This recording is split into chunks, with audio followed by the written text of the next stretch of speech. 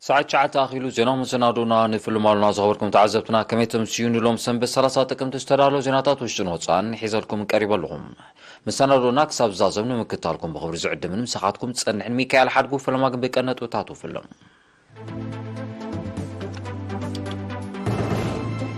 أمباسادر عيسى أحمد عيسى ورغ سرحن بريزيدنت ليبيا محمد آل منفي أركيبو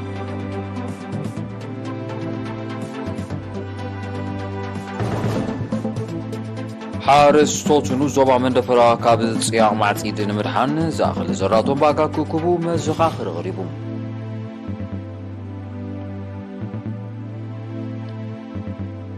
محبركم إرتاويا نبرت هاجر قطر شامناي قوباي بمكياج عبد متاي مربازتيو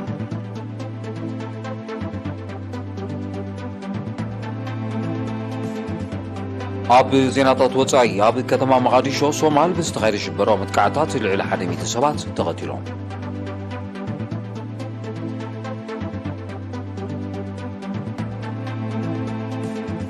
روسيا نسدد سرناي بزملكت مش يوكرين زبزحاتو سمع ونزيفاتو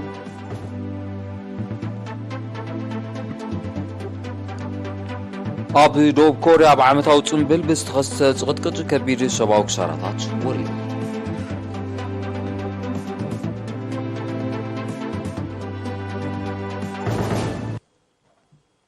زرزر زينام أمباسادر إيرترا بريبابليك سودان عيسى أحمد عيسى كما تنقص أمباسادر ليبيا تمال عيسى شعاتن تقمتي ورغ السرحون بريزيدنت ليبيا محمد يونس آل منفي أركيبوم أبتي أب تريبولي زركب هاجراوي بيت منقص استخير سنسرعات أمباسادر عيسى ملغتي سناي من يوتو بريزيدنت إسياس أفوركي دحر مغرب كلتاو زمدنان شركنتاو متحقازن مدنفع كمون كلتين هاجرات بزقدسو قديات بحوار مسرح بوغن إيرتران زلو قربونت بمرقات نمعواتو مزملكتو معكلات منقسي ليبيا تواهيدو كم سرح قريتهم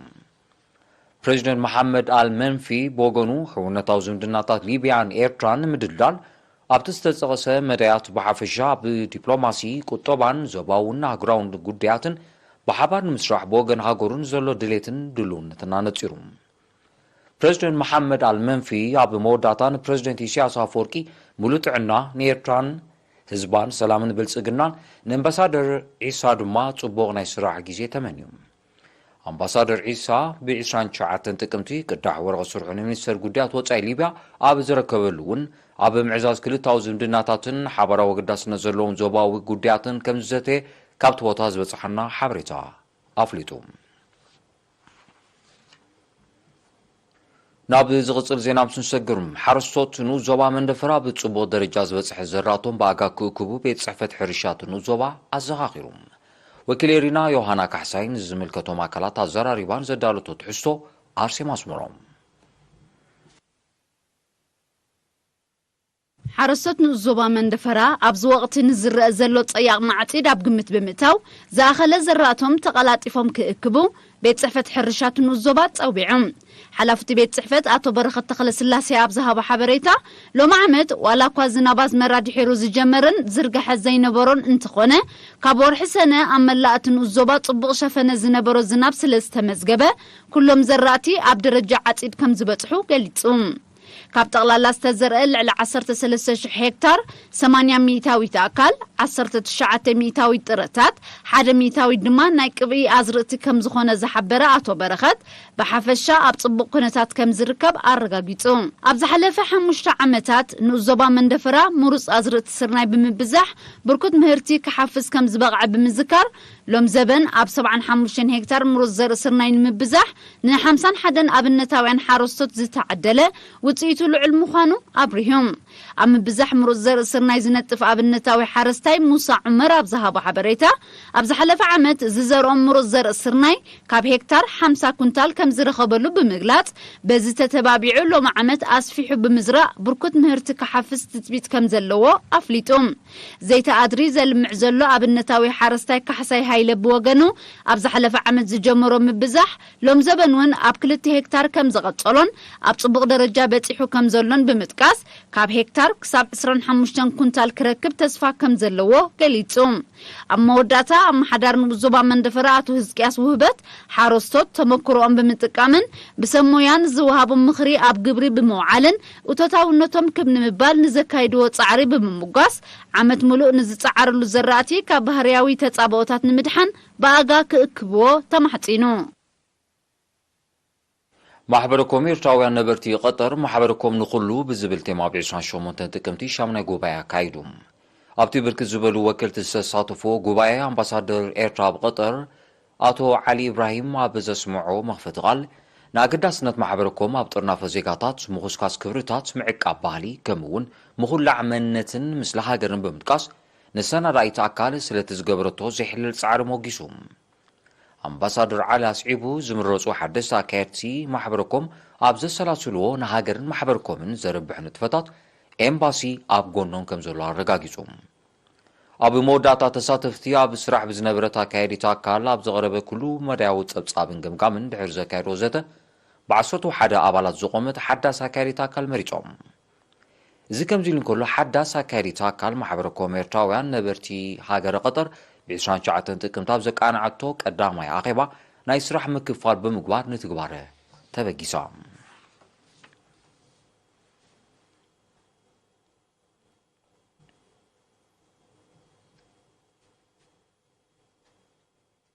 ክፍሊ ሕርሻን መሬትን ዞባ ማእከል ልዕሊ 40,000 ጨቓዊት ብስማዊ ክፍሊት ን9 ሓረስቶት ዓዲሉ ሓላፋ ኣሃዱ መፍረ ንህብን ደርሁን አቶ ፍሳይ ተስፋጽዮን የሪና ዝሃቦ ሓበሬታ እተን ዝተዓደላ ጨቓዊት ኣካል ናይቲ እቶታውነት ሓረስቶት ክብ ብምባል ምነባብሮም ንምምሕያሽ ዝትግበር መደባት ምዃኑ ብምጥቃስ ሓረስቶት ምስ ኪላታት ብምትሕባር ንዕን ዝኸውን መግቢ ከዳልውን ግቡእ ክንክን ክገብሩለንን ኣዘኻኺሩ ንንጥፈታት መፍረ ንህቢ ብዝምልከት ኣብ ዝሃቦ ሓበሬታ ኣብ ዞባ ማእከል 5 ማሕበራት ከም ዘለዋን 181 ኣባላት ከም ዝጥርነፉን ዝገለጸ አቶ ፍሳሐ ኣብ 2021 ኣስታት 6330 ዘመናዊ ዝርከቦ 7380 ቆፎታት ይውንና ከም ዝነበራ እዚ ሎም ዓመት ናብ 8148 ዘመናዊ ዝርከቦ 9235 ቆፎታት ክብ ከም ዝበለ ብምግላጽ ብዝሒ ዕስለታት ንህቢ እውን ብ25 ሚታዊት ዕቤት ከም ዘራየ ኣብሪሁ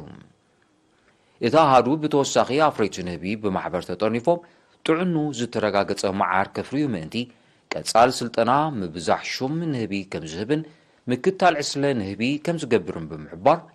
እዚ ኣብ ምህርቲ እወታዊ ኣስተዋጽኦ ከም ዘለዎ ኣፍሊጡ ኣብ መወዳእታ አቶ ፍሳሐ ሕብረተሰብ ዘይውሑስ መዓር ኣብ ጥዕና ዝኽትሎ ሰዓብናት ብምግንዛብ ካብቶም ደረጃ ማሕበር ተጠሪፎም ዝነጥፉ ክገዝእ ተላብዩ ኣብ ማእከል ጥዕና ሃይኮታ ዝወሃብ ኣገልግሎትን ብዓይነትን ብቕዓትን ንምምሕያሽ ጻዕርታት ይካየድ ከም ዘሎ ሰሞያ ጥዕና ሓቢሮም ሓላፊታ ማእከል ጥዕና ነርስ ዓብዱላሂ ሁመድን ኣገልግሎታት ምክታል ተመሓላለፍትን ዘይተመሓላለፍትን ሕማማት ስሩዕ ክትትል ቅድምን ድሕርን ሕርሲ ከምኡውን ሕርስን ክታበት ህፃናትን ከም ዝወሃብ ብምጥቃስ ምስ ሙሳህ ቁፅሪ ተገልገልትን ምዕባይ ደረጃ ንቕዓት ሕብረተሰብን ነቲ ኣገልግሎት ንምስፋሕን ንምምሕያሽን ይስራሕ ከም ዘሎ ገሊጹ ኣብ ርእሲ ስሩዕ ሕክምናዊ ኣገልግሎት ጥዕና ጥቀስ ኣስተምህሮታት እውን ከም ዝወሃብ ዝሓበረ ነርስ ዓብዱላሂ ሰላት ዝግበር ዘሎ ጻዕሪ ንቕዓት ሕብረተሰብ ኣብ ተጠቃምነት ትካላት ጥዕና ከም ዝበርኽን ሸፈነ ክታበት ህፃናትን ክትትል ቅድምን ድሕርን ሕርሲ ዕቤት ከም ዘርአየን ኣብሪሁ ከመራያ ናይቲ ዝምዝገብ ዘሎ ገስጋስ 20 ሚታዊት ካብ ጠቕላላ ቁፅሪ ናይተን ኣብታ ማእከል ጥዕና ዝገላገላ ነፍሰ ጾራት ካብ ርሑቕ ገጠራት መጽየን ናብ መጸበይ ነፍሰ ጾራት ብምጽናሕ ዝሓረሳ ምዃኑ ድማ ነጺሩ ተገልገልቲ ወገኖም ኣቐዲሙ ዘይተመሓላለፍቲ ሕማማት ንምክታልን መድሃኒት ንምርካብን ናብ ባሮንቱን ተሰነይን ይጓዓዙ ስለ ዝነበሩ ሃልኪ ከም ዝነበሮም ብምዝካር ኣብታ ማእከል ጥዕና ዝተማልአ ኣገልግሎት ክረኽቡ መብቅዖም ፎይታ ከም ዝፈጠረሎም ገሊጾም ዝኸበርኩም ተዓዘብቲ ስዕባ ኣገራዊ ዜናታችን ንምክታልኩም ክቅጽል ደጊመ ብኽብሪ ዕድም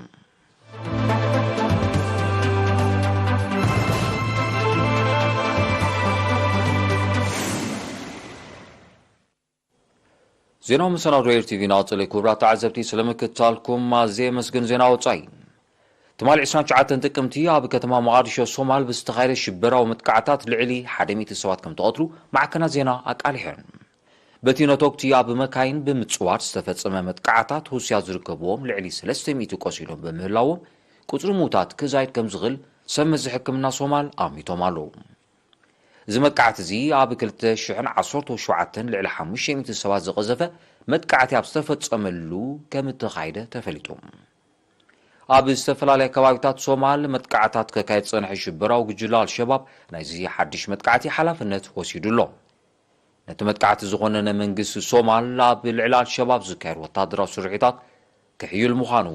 ኣፍሊጡሎም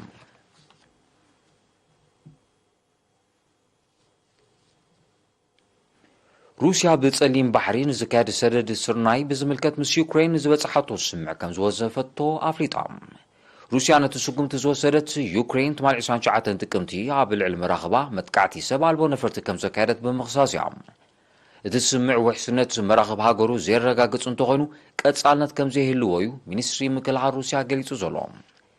ሩስያን ዩክሬንን ነቲ ስምዕ ብደረጃ ዓለም ዝተኸስተ ሕፅረት ስርናይ ንምቅላል ኣብ ዝሓለፈ ወርሒ ሓምለ ብመንጎኘት ውድብ ሕብራት ሃገራትን ቱርክን ከም ዝኽትሞ ይፍለጥ ይኹን እምበር በቲ መስመር ክላኣኽ ዝጸንሐ ስርናይ ይኹን ካልእ ፍርያት ሕርሻ ከምቲ ዝድለ ናብተን ሕፅረት ኣጋጢሞን ዘሎ ሃገራት ክባጻሕ ከም ዘይጸንሐ ጸብጻባት የረዱ ኩናት ዩክሬን ዘስዓቡ ሕፅረት መሰረታዊ ጠለባት ህይወት ብሓፈሻ መግብን ነዳድን ድማ ብፍላይ እናዓረገ ይኸይድ ከም ዘሎ ይግለጽ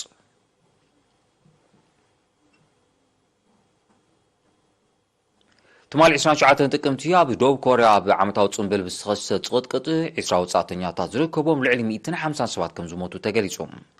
በቲ ኣብ ርእሰ ከተማ ሶል ዘጋጠመ ከቢድ ሓደጋ ህሱያ ዝርከቦም ኣማይት ቆሲሎም በምህላዎም ቁጽሪ ሙታት ክዛይድ ከም ዝኽእል ግምታት ኣለዎም ጠንቅቲ ሓደጋ ንምፍላጥ ምርመራ ይካየድ ከም ዘሎ ዝገለጹ ሰብ መዚ ደቡብ ኮርያ ጻዕቂ ህዝቢ ዝፈጥሮ ክኸውን ከም ዝኽእል ኣሚቶም ኣለዉ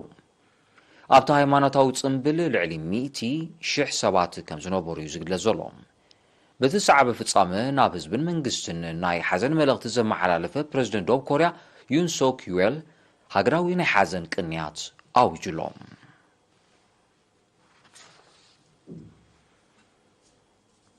ናይ መወዳእታ ዜና ኣብ ጀርመን ስራሕተኛታት ኢንዱስትሪታት ወሰኽ ደሞዝ ብምጥላብ ትማል 29 ጥቅምቲ ስራሕ ናይ ምቁራጻት ማጀሚሮም እቶም ስራሕተኛታት ጠለባቶን ምምላስ ክካየድ ዝቐነየ ዝርርብ ፍረ ከም ዘይተረኽቦ ብምግላጽ ዝጀመርዎ ኣድማ ንዝመጽእ ሰሙን ክቕጽልዎ ምዃኖም ሓቢሮም ኣለዉ ስራሕተኛታት ደሞዞም ምስቲ ኣብ ሃገሮም ተፈጢሩ ዘሎ ናሩ ዋጋታትን ዝቕባበን ዝዳረግ ከም ዘይኮነ ብምሕባር መንግስቲ ቁልጡፍ ወሰኽ ክገብረሎም ጸዊዖም ኣለዉ ብሰንኪቲ ኣድማ ንጥፈታት ኢንዱስትሪታት ጀርመን ብኸቢድ ተሃስዩ ከም ዘሎ ናይ ቀረባ ተዓዘብቲ ይገልጹ ኣብ ጀርመን ኣብዚ እዋን እዚ መጠን ቁጠባዊ ዝቕባበ ናብ ልዕሊ 11% ደይቡ ኣብ ልዕሊ ህዝቢ ከቢድ ፀቕጢ ፈጢሩ ከም ዘሎ ጸብጻባት ይጠቕሱ ኣብ ጀርመን ጥራይ ዘይኮነ ብሪጣንያ ኣብ እትርከበን ሓያሎ ሃገራት ኤውሮጳ እውን ተመሳሳሊ ማሕበረ ቁጠባዊ ተሪኦ ተኸሲቱ ከም ዘሎ እቶም ጸብጻባት ይረዱ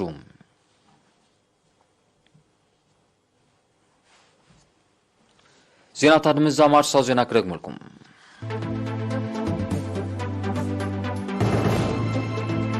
أمباسادر عيسى أحمد عيسى ورقة صرحون بريزيدنت ليبيا محمد المنفي أركيو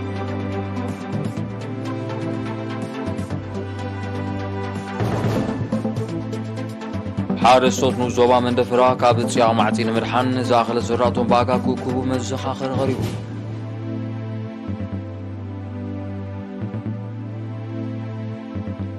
محبركم إرتاويا نبرتي هاجر غطر شامنا قوباي بمكيات عبي متساي مدبات زديو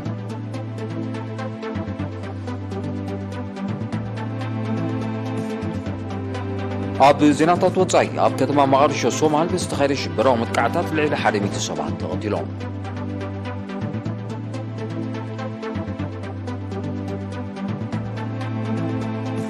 ሩስያ ንሰደድ ስርናይ ብዝምልከት ምስ ዩክሬን ዝበፅሓቶ ስምዕ ወንዚፋቶ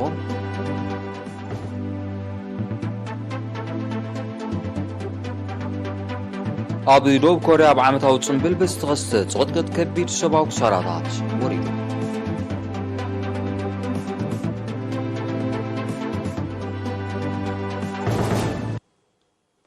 زغبركم تعذبت نلوم شف سدالو زيناهم سنادو عبزي فتسم سلمكتالكم عزيه مسكن سعيبات غرب مدب دما وددر تاريخو فلطت بويا مبل ساسان كلتن كفالي تكون سلمكتالكم عزيه مسكن سلام